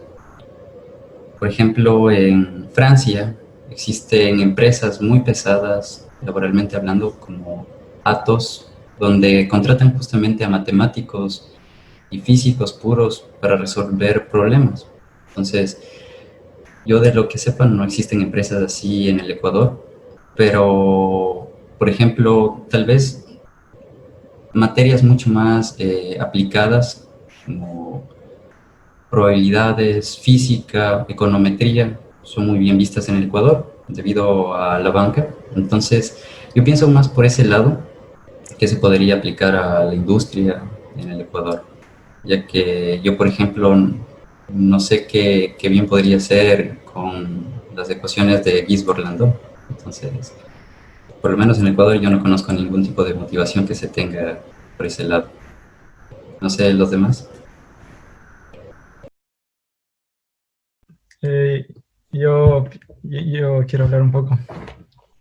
Yo creo que acá en Francia también, no es que mucha gente se especializa y ya especializándose se dieron cuenta de que es investigación y recién ahí dicen, ah, sí me gustó, pero sí quiero también trabajar y tener mucho más que ver con las cosas prácticas de la vida y no es exactamente lo que aprendieron que lo van a aplicar, sino que esa capacidad de trabajo, esa capacidad, ese hábito de estudio, de ganar información, de resolver problemas, de pegar las piezas en la cabeza de cómo debe funcionar algo, cómo salir con una idea adelante en un problema, es eso lo que les permite llegar a un trabajo y desenvolverse bien. Es como que hay muchos trabajos en los que se necesita más tener iniciativa, esa, esa, esa capacidad de perseverancia, no sé, que uno se gana estudiando, que se lo usa mucho aquí. Muchos profesionales no trabajan necesariamente aplicando lo que vieron. Uh-huh. Hay muchos PhDs en la industria que lo que más sirve es su capacidad de organizar un equipo, de repartir el trabajo, de tener una visión un poco amplia de lo que pasa y hacer que las cosas funcionen un poco. Era eso. Y bueno, eh, creo que también depende a veces lo que le llaman golpes de suerte, porque uno no sabe qué es lo que va a pasar después del PhD. No sabe si toca hacer algún postdoc, toca ir a trabajar en la empresa privada y de hecho te prepara ya después de sufrir un poco en el PhD, ya te prepara a sufrir un poquito menos en cualquier otra cosa. Entonces, estás más o menos listo a que te pongan un problema e intentes desarrollarlo. Ahora, la diferencia es de que tal vez sepas muchas tácticas o muchas técnicas para un problema que no lo vayas a utilizar mucho en la empresa privada. Tal vez sí, depende mucho de la empresa y del país donde estés desarrollando.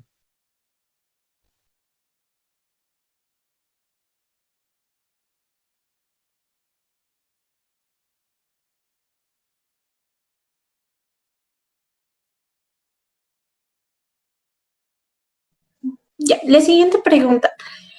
Para un profesional en estadística, análisis en EDPs, control óptimo, ¿qué especialidad recomiendan según la demanda del mercado laboral? ¿Y en qué universidades podrían postular? Por favor, no sé si puede empezar Pedro. respondiéndonos esta pregunta. Ok, dijiste en qué nomás era estadística, en qué nomás había estado preparado. Análisis de EDPs y control óptimo.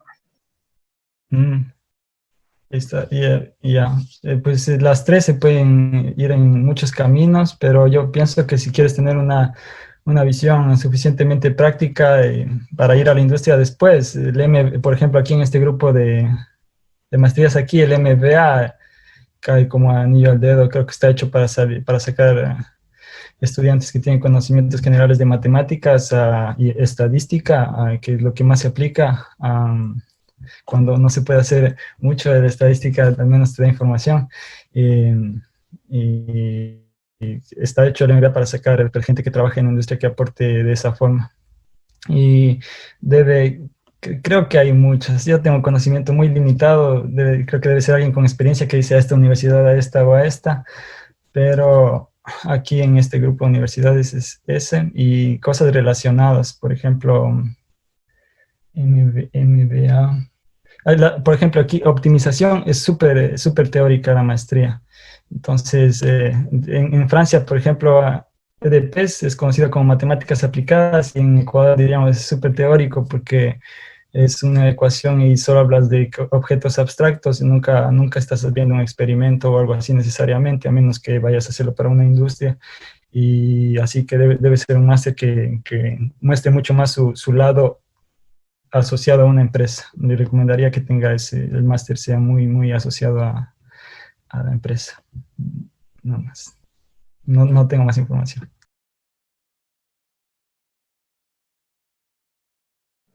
Agradecemos tu participación. No sé si también podría ayudarnos Paul respondiendo la misma pregunta. Claro. Bueno, aplicar a una maestría en esas áreas, pienso que, por ejemplo, Paris-Saclay es muy apta para eso porque Paris-Saclay es tal vez solo la entidad administrativa de varias universidades en todo Île-de-France. Entre ellas, por ejemplo, se encuentra la NCA. Es una universidad muy especializada en finanzas, donde existen buenos profesionales y tiene varios contactos con empresas francesas para desarrollar justamente el tema de finanzas. Para optimización, como dijo Pedro, por ejemplo, está el máster de optimización en París Sud. Es muy fuerte y obviamente tiene también un enfoque muy teórico. Otra universidad que se especializa, por ejemplo, en control optimal, que he visto yo, es la Universidad Saint-Quentin de Versalles, donde tiene varios programas de este tema. Eso es lo que podría decir, por ejemplo. Aquí en Bélgica se tiene también varios programas más aplicados hacia el área financiera. Entonces, por ejemplo, la Universidad Católica de Lovaina, la Universidad Libre de Bruselas también tienen programas donde se puede postular directamente. Es como en Francia, uno puede aplicar directamente a un cupo para el máster, pero muy aparte es obtener la beca. Entonces, eso sí cuesta más y es un área muy competitiva. Eso, Randy. Sí, yo tengo solo una cosita más que comentar eso. O sea, la matemática ahorita, el nombre en general asocia muchas teorías y tal vez estás parado. Es como ver una cordillera donde ves montañas muy altas, ves álgebra por un lado, ves combinatoria, ves grafos y todo está muy separado respecto a tu montaña y no te diste cuenta que tal vez la montaña más cerca tuyo era control optimal o sé, cálculo de variaciones y que luego te ibas a dedicar a trabajar en alguna cuestión de eso. La cosa es, por ejemplo, probabilidades se ve mucho más bonito cuando, a lo menos a mí me pareció mucho más simpático cuando estudié, cuando tenía muchas herramientas de teoría de la medida. Entonces, tal vez pueda trabajar en algo de probabilidades porque sea un poco de teoría de la medida. Ya depende cómo quiera, cómo uno se puede desarrollar y además de eso depende uno en lo que vaya a trabajar. Y es verdad lo que dicen mis compañeros, lo que dice Paul y lo que dice Pedro. Realmente las maestrías en Francia a veces la gente así sean extremadamente teóricas, los estudiantes a veces buscan trabajos aplicados y sale la cosa, resuelven problemas aplicados teniendo una muy buena base teórica.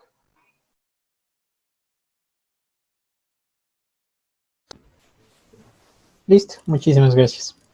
Una pregunta para Paul, de parte de Vivi. Si tal vez podrías comentarnos qué tan difícil fue para ti el cambio de estudio de materias más aplicadas a teóricas en la maestría. Y si es que crees que se debería reforzar este tipo de materias para estudiantes de mate aplicada o ingeniería matemática en el país. Ya, es una buena pregunta, porque justamente debe haber varios estudiantes que, como en mi caso, aún no saben bien lo que quieren hacer. Entonces, bueno, la cosa es justamente es ir probando. El cambio fue muy fuerte, fue muy fuerte. Yo tuve la oportunidad de contar con la ayuda de Carlos Agila, quien me ayudó a estudiar más las materias de mate pura, por así decirlo. Y bueno, el resto solo es la perseverancia, o sea, el gusto que uno tiene y aguantar justamente recibir materias de 2 carreras a la vez. Resulta fuerte, pero si uno en realidad se da cuenta que es lo que le gusta, yo creo que vale mucho la pena. Vale mucho la pena porque luego, o sea, tal vez si bien puede que obtengas un título de ingeniero matemático, tal vez no te guste lo que vas a hacer como profesional y eso puede resultar mucho más pesado. Entonces, sí es bueno tener una idea de a dónde direccionarse al inicio. Luego ya con el tiempo, con la maestría, el doctorado, uno puede ir viendo poco a poco cómo se desarrolla el camino e ir tomando la especialización. Pero sí es importante tomar esa decisión de inicio. ¿Puedes repetirme la segunda pregunta, por favor? Si es que crees que se debería reforzar este tipo de materias en las carreras de matemáticas aplicada o ingeniería matemática en el país. A ver, por el lado de ingeniería matemática, yo sentí que podía tratar directamente las materias que vi en el primer máster en Evry, en Francia, porque era justamente las cosas que yo había visto. Solamente es, como les dije, un poco más de profundidad, de detalle, pero en realidad son las cosas que uno lleva en la carrera. Entonces, por ese lado me parece que como ingeniero matemático ya se tiene un gran avance. Tal vez se hacen fuertes al inicio justamente por el choque que comenté, el choque académico y personal es fuerte, pero uno puede obtener muy buenas notas con las bases que se ganan, particularmente la Politécnica. Y por el lado de matemática, bueno, si bien no estudié la carrera, de lo que aprendí, de lo que comentaba con mis amigos de la carrera de matemática de la Politécnica, se ve claramente que ellos pueden llegar directamente a los conocimientos de un Máster 2. Obviamente no todo, tal vez las primeras semanas de las materias que uno decida tomar, pero se tiene ya muy buenas bases. Entonces, bueno, eso también hay que recalcar que, por ejemplo, yo le cogí el gusto al análisis y a las ADPs porque fue justamente lo que yo vi en mi proyecto. Entonces, temas como geometría, álgebra, topología, muchos más avanzados, yo no he topado, no he visto y no podría decir nada al respecto, pero yo pienso que está muy descuidada esa parte. En mi tiempo había 4 análisis en la carrera de matemática pura y 2 EDPs, entonces es un avance muy largo. Caso contrario a lo que se tiene en la parte de álgebra y geometría, que de hecho no sé si es que habrá álgebra 2 en este entonces o geometría, que sí hace mucho falta. O sea, en el M2, en el segundo año de maestría, se ve justamente la carencia que se tiene en este ámbito. Y es algo muy interesante, o sea, yo pienso que se debería equilibrar más bien todos estos puntos. Tal vez conseguir profesores para las áreas de geometría, de álgebra, más de topología, para tener unas bases sólidas. Eso es. Muchas gracias, Paul. La siguiente pregunta tenemos para Randy. ¿Podrías comentarnos qué actividades realizabas en el Núcleo de Investigadores de Científicos de la Universidad Central del Ecuador? Claro, era un trabajo muy simpático. De hecho, ya recordando, era el primer trabajo de investigador, pero era como eh, más o menos una especie de investigador junior, en el que el doctor Boris te decía, quiero que resuelva esto, y te sentabas, cogías el libro y empezabas a escribir e intentar resolver el problema, y intentar ver qué es lo que sale, y intentar escribir tu tesis de pregrado. Entonces y luego me di cuenta de que el trabajo del M1 fue muy similar. Tenga el problema, intenta resolver. El de la maestría M2, tenga el problema, intenta resolver, y la tesis es muy similar. Entonces el trabajo de un investigador más o menos me está pareciendo que uno tiene un problema interesante y se siente y resuelve. Y así fue el trabajo. Fue una linda experiencia de iniciación científica. No sé si respondí la pregunta o es más. más Sí, muchísimas gracias, Dani. Ok. Ahora una pregunta para los tres. De Luis Fernando. Pregunta si las bases que tuvieron en sus respectivas universidades fueron suficientes para realizar la maestría. Y si es que no fue así, ¿qué hicieron ustedes para llenar esos vacíos? Pedro, ¿podrías empezar tú? Ok. Las bases, creo que como era una maestría aplicada, el M1 que Paul dijo que se parece mucho a la ingeniería matemática de la Poli. Para mí yo lo vi un poco más lejano porque en estadística y las cosas de procesos estocásticos y esas cosas son un poco, yo creo que son menos efectivas en la central, menos bien hechas. Y entonces siento que tuve problemas ahí, fui deficiente en procesos estocásticos, en estadística y cosas relacionadas a programación, así porque se programa en C++, pero en programación se necesita cierto tipo de experiencia al entender qué quiere uno sobre el ordenador cuando habla. Y a mí me decían algo y para mí eso me daba muchas ideas y decía cuál de esas quiere que ejecute y luego hacía una y decía, y siempre no entendí bien qué querían, me molesté. No decía era el idioma o qué nomás. Pero no sé, no me sentía a gusto programando y en estadística trabajé bien para pasar y no tuve tampoco mayores problemas porque sí tuve buenas bases de teoría de la medida, de análisis funcional, fue de contrario de eficiente. Súper, súper bien análisis funcional, teoría de la medida en la central topología también. Y de ahí, por mi gusto, yo quise cambiar en el M2 a otra cosa, pero ya sabía que el M1 era un hueco para mí, porque en la central, si bien sí se avanza a ver algo de distribuciones, de transformada de Fourier en análisis, yo quería hacer algo un poco más cercano a geometría o algo teórico de análisis, y no tuve, por ejemplo, los dos materias bases del M1 para hacer análisis, que es ecuaciones de evolución y el otro, y teoría de distribuciones, que lo vi no vi suficientemente en la central, me hubiera servido, muchas materias no las vi, entonces fueron mi hueco. Y de ahí No, creo que como estudiamos 5 años, en realidad siempre hubo ventaja. Siempre sentí que no tenía como quejarme mucho porque tenía compañeros que solo estudiaron 3 años y con dificultades como nosotros todo y avanzaban a sacar buenas notas en el máster 1.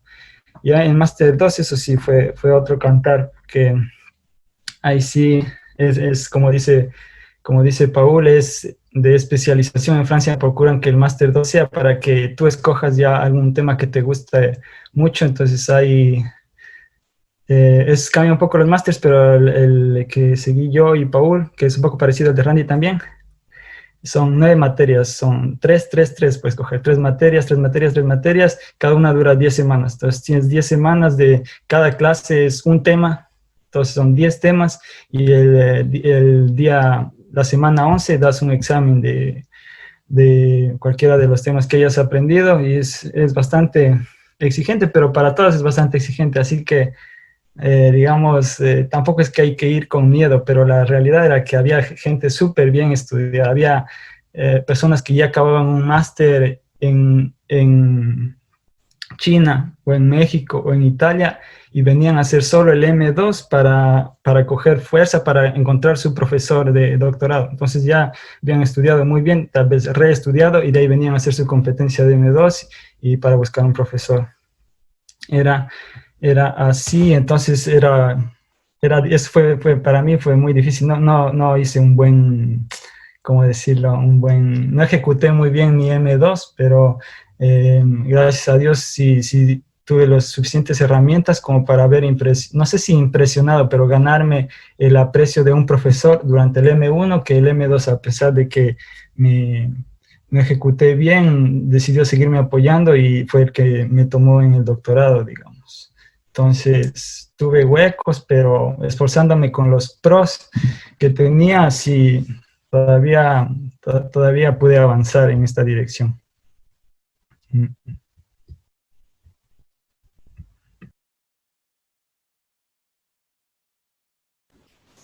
Gracias, Pedro. Bueno. Sigue, Randy. Ok, yo también pensé que era mi turno. Sí, o sea, Pedro respondió gran parte. Yo lo único que podría complementar con respecto a eso es las falencias que yo sentí que tenía en mi segundo año de maestría, porque el primer año de maestría tal vez hubo cursos nuevos que no había visto en mi carrera de pregrado, o tan a fondo como lo fue para mí estadística, que no me había gustado mucho estadística ni en el pregrado, y luego me tocó estudiar en el primer año de maestría, y ver ese tipo de cosas me complicó bastante. Incluso la barrera del idioma era un poco complicado, pero se lograba salir adelante porque todavía el lenguaje era completamente llevable, el lenguaje matemático, las ideas matemáticas eran a nivel. Pero en el segundo año, cuando, por ejemplo, el curso de ecuaciones dispersivas, ese curso fue un lindo curso de agrupación de varios papers desde el año 2000 hasta la época, con respecto a la ecuación no lineal de Schrödinger. Entonces no había libros, no había muchas teorías, había algunos aspectos que el profesor que decía estos temas, en la desigualdad de Strichards, los casos, puntos críticos los resolvió Terence Tao, y había unas cosas complicadas que recién estaba explicando qué es lo que había pasado en la actualidad con respecto a ecuaciones dispersivas. O sea, fue un curso muy bonito para saber el estado del arte de ecuaciones dispersivas sin tener toda una capacidad teórica. Entonces era bastante información que llevar. Entonces no es que el curso lo hacía sencillo, sino lo hacía complicado porque todo era nuevo. Y entonces no sabes qué es lo que necesitas porque todo es nuevo. Vi, por ejemplo, que también una falencia que tuve, que era en un curso, igual como dice Pedro, de modelos de evolución. Me hubiera gustado un poco más llevar una parte de modelos de evolución para entender un poco más los cursos de teoría espectral, que me parecen simpáticos. Pero también me hubiera gustado entender un poco más de geometría, para poder hacer otras cosas, no sé cómo decirlos, que se escuchan simpáticas, pero también es complicado trabajarlas. Entonces, eh, aunque se existan las falencias, el hecho de tener un examen al final hace de que tengas que obligatoriamente cubrir esas falencias y darle todo, dar todo de tu capacidad para poder aprobar el examen. Entonces, no importa mucho, importan las falencias, pero se logran tapar esos baches y se logra seguir adelante, pero es mucho esfuerzo. No sé cómo fue, ¿te tocó a ti, Paul? Segundo año, perdón. Sí, para detallar un poco más de eso, bueno, en cuanto a las falencias, los problemas que uno tiene académicamente hablando, sí, o sea, especialmente en el segundo año de maestría se dan a notar mucho, porque, por ejemplo, uno puede entender tal vez las ideas principales, básicas de teoría de la medida, pero uno cuando ya está en un curso de análisis armónico ya tiene que estudiar más a profundidad. Por ejemplo, en un curso de Navier-Stokes no basta solo con saber las técnicas básicas de, de análisis funcional, entonces son cosas mucho más pesadas. Por ejemplo, yo como anécdota tal vez puedo decir que yo tomé un curso que se llama Prolongamiento Único, eh, donde la idea en general está basado más en el área de la geometría, mezclado con EDPs. Entonces, justamente yo no tenía bases de geometría, no sabía nada, me tocó estudiar mucho y aparte esta materia tuve que llevarla a lo largo de la pandemia. Entonces, tuvimos clases a distancia y justamente los profesores, ya de las últimas materias, yo tenía en ese entonces 3 materias, decidieron optar por otro método de evaluación para evitar de alguna manera la copia. Entonces se decidió tomar no solamente un examen escrito, sino 2 exámenes, un examen escrito y al siguiente día un examen oral. Y en esta materia de prolongamiento único yo tuve un examen de 7 horas, fue demasiado largo, entonces el profesor cubría todos los tópicos de la materia y son preguntas que tienen un nivel de dificultad muy alto. Por lo general son preguntas que detallan los pasos a seguir para demostrar lo que se hizo en algún artículo, algún paper.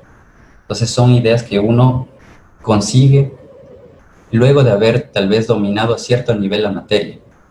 Ideas que solo se le vienen luego de haber estudiado ya con más rigurosidad la materia y justamente eso es lo que uno tiene que llegar a obtener. Entonces llegar a ese nivel cuesta mucho, como dijo Randy, pero es una obligación. O si no, uno no aprueba el examen final. Así sea 10 sobre 20, suena muy poco, pero cuesta demasiado.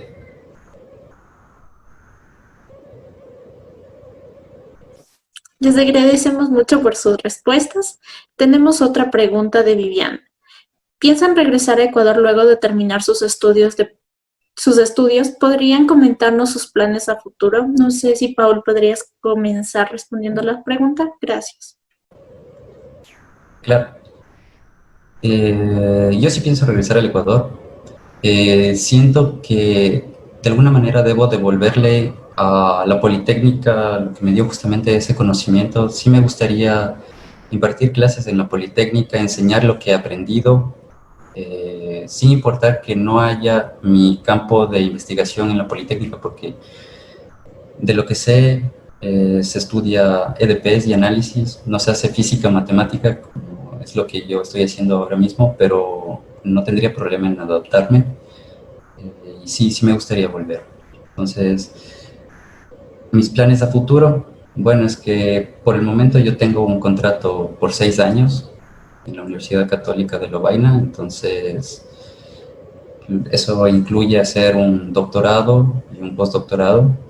Entonces yo pienso que una de mis ideas fuertes sí sería regresar al Ecuador para, como digo, tratar de devolver lo que se me dio por medio de enseñanza. Entonces tratar de pasar no solamente conocimientos, sino también mis vivencias a los estudiantes. Muchas gracias, Paul. Pedro, ¿nos podrías ayudar respondiendo la misma pregunta? Ok. Todavía no he tomado una decisión radical.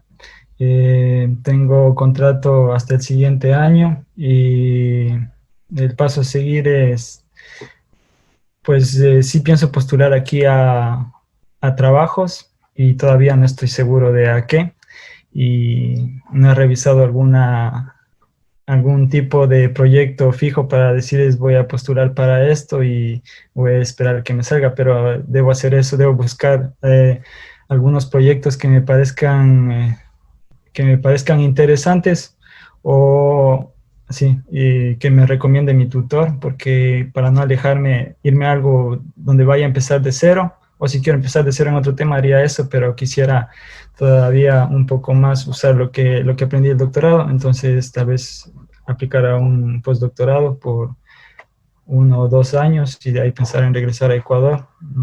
No tengo algo más claro que es al respecto. Tal vez Randy.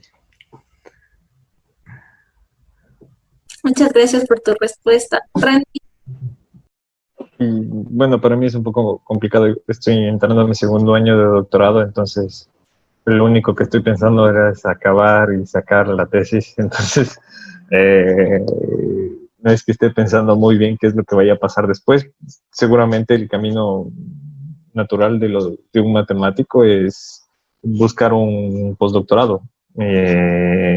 Pero este año es el que debo trabajar en ello y realmente a mí el Ecuador me encanta. Me extraño mucho, lo menos he intentado siempre en estas fechas ir al Ecuador y me encantaría mucho más, igual si no tengo ningún problema en regresar, pero con respecto a la parte laboral no lo sé todavía. Es una pregunta muy difícil de poder responder, ¿verdad? Listo, muchísimas gracias. Y una última pregunta. Ustedes, o bueno, presentándoles, surgió algo peculiar. El primer año de máster todos lo hicieron en el EBRI y el segundo año de máster todos tienen distintas universidades. No sé si podrían explicarnos más o menos cómo es eso o cómo postulan para otras universidades o cómo se deciden a qué universidades y eso. Pedro, ¿podrías empezar? Ok, ya, la razón es que las estructuras aquí en Francia no son tan rígidas como en Ecuador y, por ejemplo, la organización en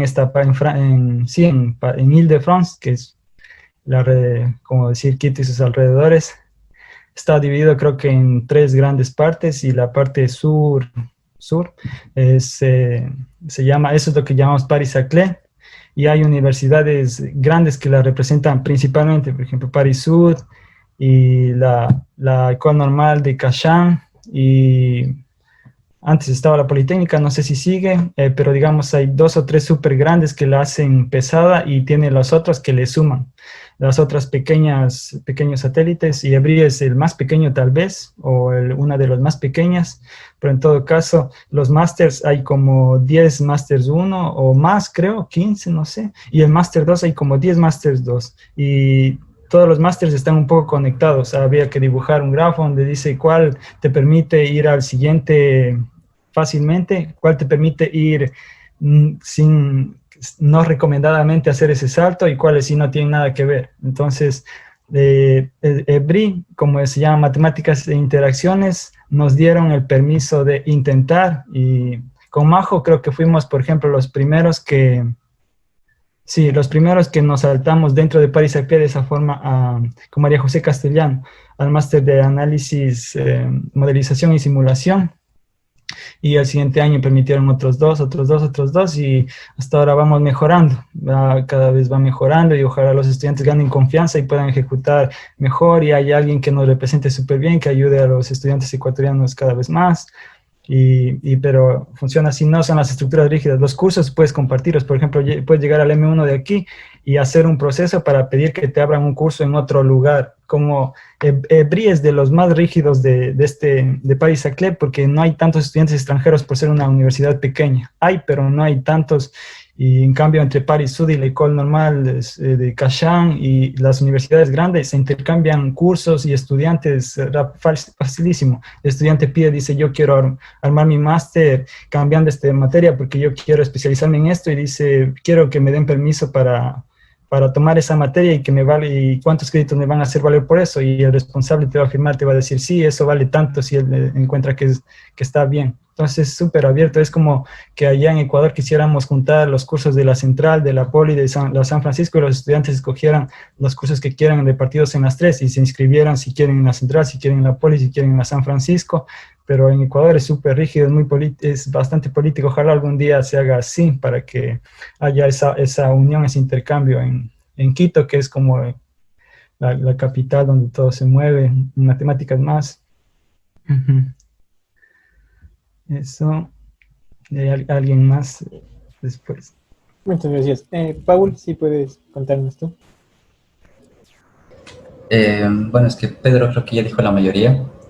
Tal vez, como información general, lo que se tiene que tener en cuenta es que Paris-Saclay, que me parece que desde el año 2019, si no estoy bien seguro, es la entidad administrativa que rige sobre varias universidades, sobre Île-de-France, como dijo Pedro. Entonces, dentro de Paris-Saclay está la Universidad l'École Normale Supérieure de Cachan, está Paris Sud, está Saint-Quentin-Versalles, está EBRI, está la NCE. Entonces, engloba varias universidades, varias instituciones y a su vez varios programas de máster.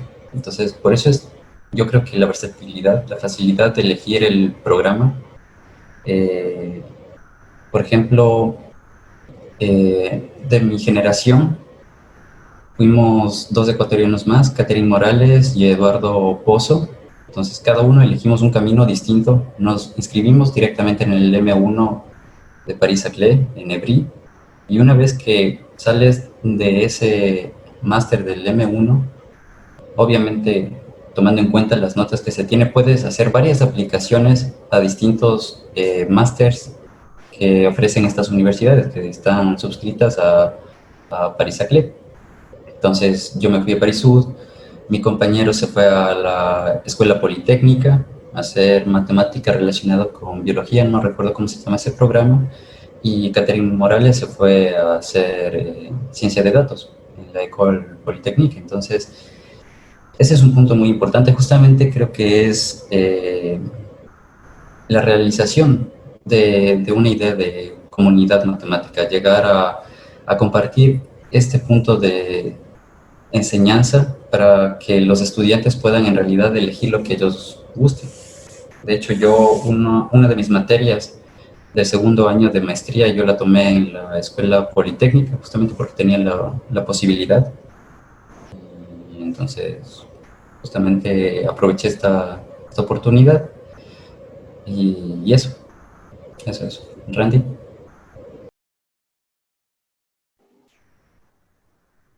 Como que me abarcaron casi todos los temas. Lo único que yo podría aumentar es que París es mundialmente conocido como tal vez sea la capital de las matemáticas o la ciudad con mayor densidad de matemáticas a nivel mundial.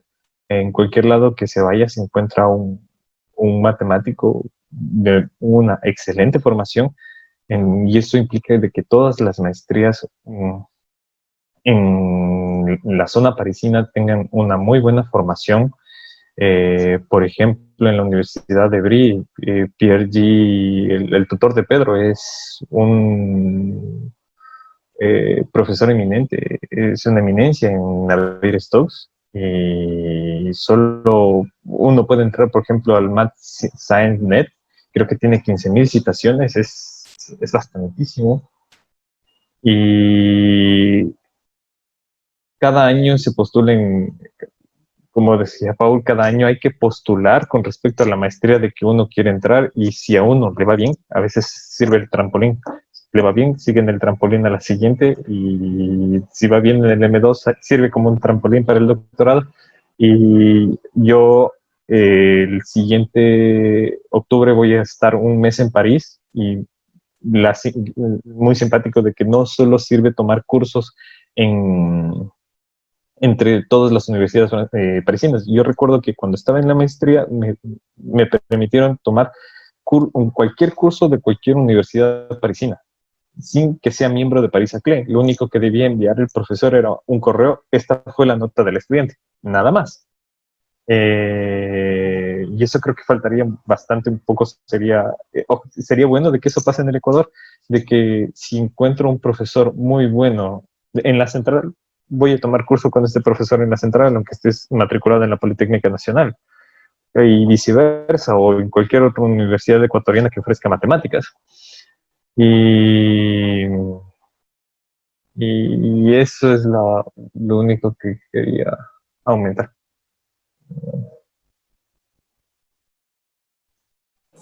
Les agradecemos por sus respuestas.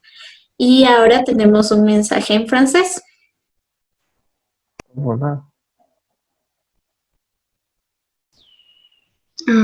Bonjour à tous et je veux vous remercier pour votre participation, Pedro, Randy et Paul. Je pense que votre témoignage c'est très important, au moins pour moi, et votre expérience est admirable.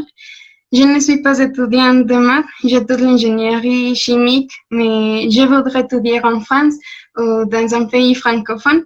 Alors pour moi, cet espace, c'est très important pour avoir une idée de la vie et les études dans un autre pays. Et je veux juste vous encourager à continuer. Vous êtes un exemple pour nous, un exemple de qu'il n'y a pas de limite à l'apprentissage ou à la science. Merci. Merci à vous. Merci beaucoup. C'est parfait, en fait. Genial. Ya estamos por terminar, sin antes agradecer a nuestros invitados por compartirnos sus experiencias y a la audiencia por gratificarnos con su asistencia. Ay, muchas gracias a todos. Fue bonito compartir este momento con ustedes. Igualmente, muchísimas gracias por la invitación. Fue bueno ver los muchachos, a Paula, a Pedrito. Fue verlos a las distancias, mismo continente, pero muy lejos ciudades. Y muchísimas gracias a las personas que estuvieron conectadas aquí en Facebook. Muchas gracias. Y muchas gracias, muchachos, por organizar esto. Muchas gracias por la invitación y por la idea. Espero que continúen así. Saludos a Pedro y a Randy y a la distancia. Espero que nos volvamos a ver muy pronto.